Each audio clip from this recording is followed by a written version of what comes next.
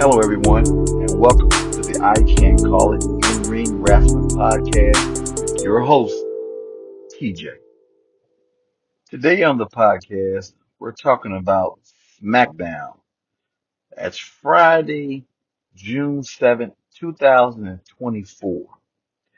And I would first like to start off and talk about one of my favorite wrestlers right now, my best wrestler on the planet, period, in my opinion.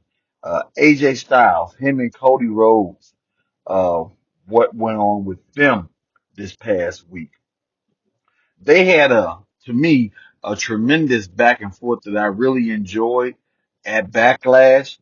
And when they went to Paul Logan after that match, I was kind of like, hold on a minute. I know they at least going to go at least three with this feud. But when they didn't, I was kind of like, oh, okay. I'm like, well, but who's going to take Cody to that next level, to that next serious level? It dang on sure wasn't going to be goofy Paul Logan. I mean, the guy's athletic in the ring, but he's a goof. But for them to come back to this feud from last week when AJ Styles was faking he was going to retire and then turned on Cody, that was just brilliant. It was like the whole what was it, Mark Henry when he did it to I believe John Cena. So this feud being I guess reunited and coming back together was perfect, but Cody Rhodes comes out and he calls AJ Styles out. Of course, AJ Styles got to bring his backup to the ring within the Good Brothers. But this feud felt still serious. You know what I'm saying? Cody comes to the ring. He doesn't do the whole bells and whistles. He comes right out. He's angry. He's furious. He wants to fight. And I'm loving it, but at the same time, AJ Styles, he wants the title. You know what I'm saying? So as they go back and forth, give me what I want, I'll give you what you want. So the match is set, which is going to be a I quit match at the castle. Now I think that these two really can do a whole lot, not only within the ring, but within this feud and within this rivalry. So I'm really looking forward to what they gonna do. The whole time I'm thinking in my head like, okay, I hope that they don't touch.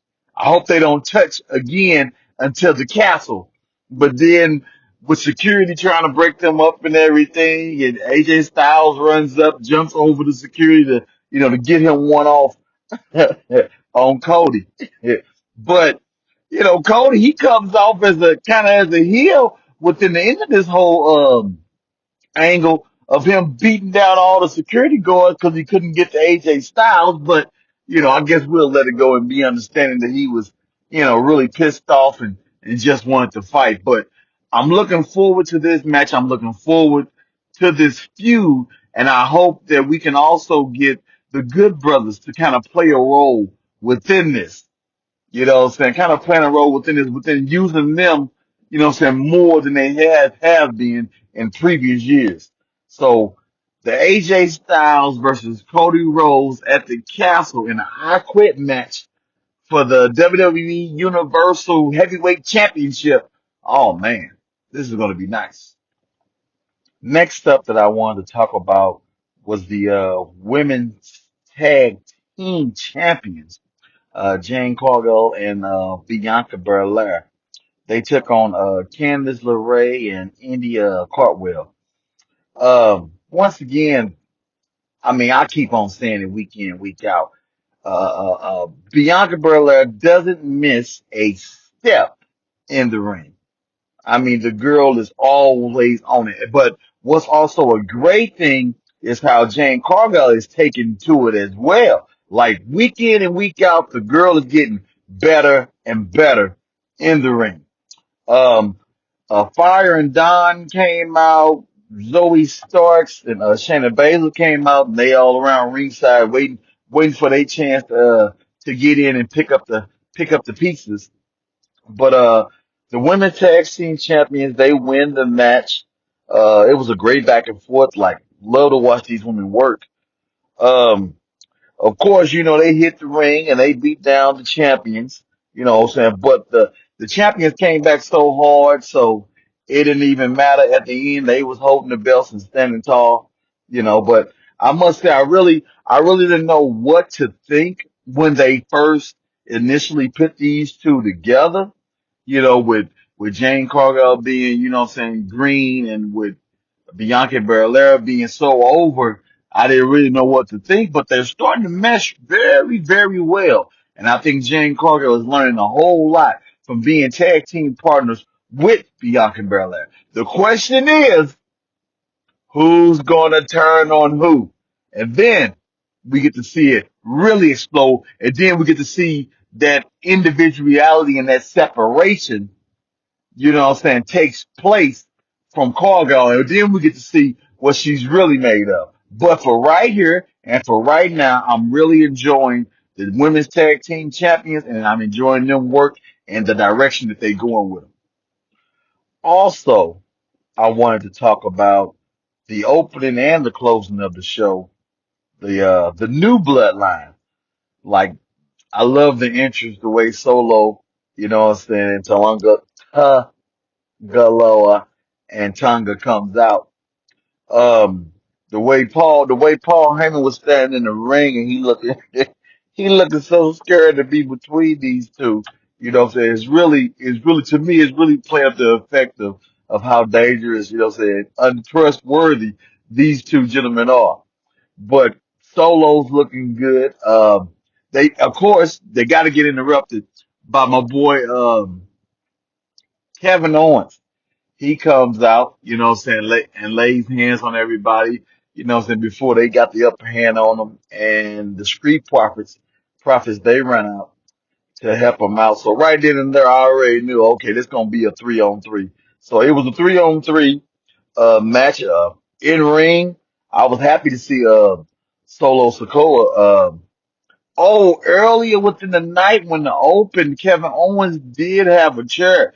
I love a good chair shot.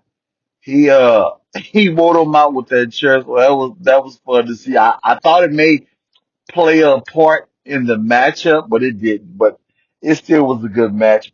Like I say, I was happy to see Solo Sokoa in the ring. I don't think I have seen him over the last couple of weeks in ring, so that was good to see. Uh, Tonga was wearing out KO. I mean, he was hitting him back and forth. Of course, he got cut off. No, he was wearing out Montez Ford. Oh, he was wearing out Montez Ford. He tried to clothesline him at one point so hard that he threw himself out the ring. And then KO gets the hot tag and gets in and wears him out. So I believe it was Solo Sokoa that Kevin Owens was getting hot on. That was a nice back and forth. So it got me to thinking Kevin Owens versus Solo Sokoa at the castle. I think that'd be a great back and forth. They really can build a story off of those two going back and forth. Of course, the bloodline, they cut Kevin Owens off when he was getting hot. And I think all four men were on the side of the ring, and Montez Ford did some type of moonsault, swanton, backflip over the ropes from like the corner. My boy can jump. But he got up and of course, showboating always gets you in trouble. Solo Sokoa blasts him in the back with a chair, and of course, that's when the bloodline gets the upper hand and start and starts the beat down. Solo Sokoa hit a spear on Montez Ford. Like, I think that was my first time seeing rather, Solo Sokoa hit the spear. I guess I don't know if he adopted that move from our tribal chief or what, but that was interesting to see him hit that. Uh, of course, they beat everybody down. They get Kevin Owens to the side of the ring, give him a three-man power bomb through the table.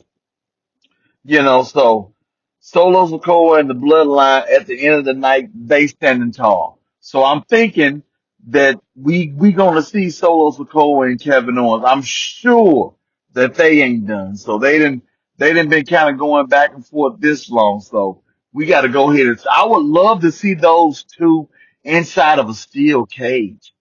I think a steel cage would be such a great setting for those two, and also for what was it Tongala and Tonga to be not able to be able to get into the match to interfere, and the Street Profits can't interfere. So you put those two, Solo Sokoa and Kevin Owens, inside of a steel cage at the castle, but I can't call it. But I think that would be a tremendous match of what those two could do inside of a ring. Thank you for listening to the I Can't Call It In Ring Wrestling podcast with your host TJ, and we'll talk to you on the next one.